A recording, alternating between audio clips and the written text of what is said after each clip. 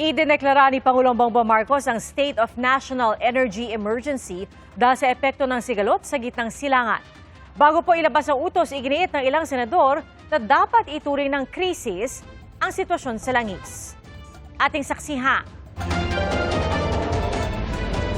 Sa gitna ng epekto sa bansa ng gulo sa gitnang silangan, nagdeklara ng State of National Energy Emergency si Pangulong Bongbong Marcos.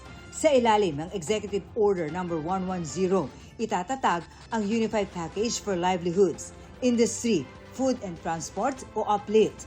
Layo nitong masiguro na sapat ang supply ng enerhiya sa bansa, hindi matitigil ang delivery ng pangunahing serbisyo, patuloy na paggulong ng ekonomiya at pag-alalay sa mga mamamayan, partikular sa vulnerable sectors. Isang taong epektibo ang kautusan. Bago pa man ilabas ang executive order ni Pangulong Marcos, krisis na ang tawag ng mga senador sa epekto sa bansa ng gulo. Dapat aminin na ng Malacanang, gaano ba talaga kabigat ang sitwasyon? At ano na ba ang eksaktong plano ng gobyerno? We must first admit that there is a crisis for us, for all of us, to act with urgency. And we must admit that it can't be the usual way things are. Wag na tayo lost in translation or nagmamaang-maangan na may krisis. Until we define it as a crisis, we will not act in record time to save our people. Sa pagdinig kanina ng Senate Committee on Proactive Response and Oversight for Timely and Effective Crisis Strategy o PROTECT, nagkasingilan kaugnay ng hanggang 10 billion pesos na pondo ng Philippine National Oil Company pambili ng dagdag na langis. Pero hindi pa raw ito magamit dahil kailangan ng basbas ng Kongreso. We want to activate yung funds ng GOCC natin to be able to address yung inventory natin in country to keep it at a healthy level. Pero ayon mismo sa Department of Energy, kahapon lang sila sumulat sa Kongreso na naka-break ngayon.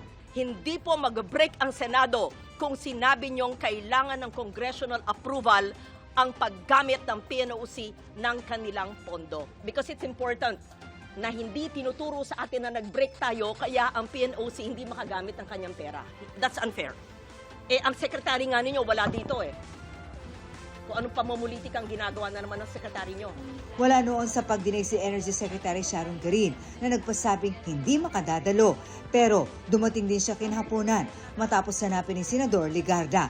Tinanong siya tungkol sa pahayag ng Pangulo na posibleng matigil ang paglipad ng mga eroplano dahil sa kakulangan ng jet fuel.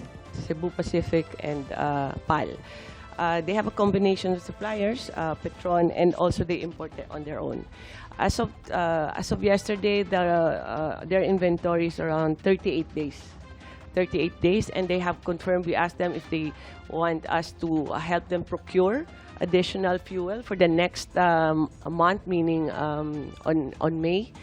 They have already secured confirmation of their next order.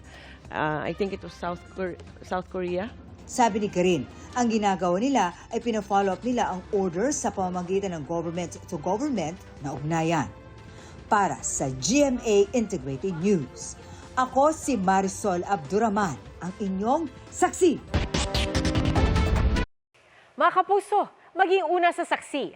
Mag-subscribe sa GMA Integrated News sa YouTube para sa iba't ibang balita.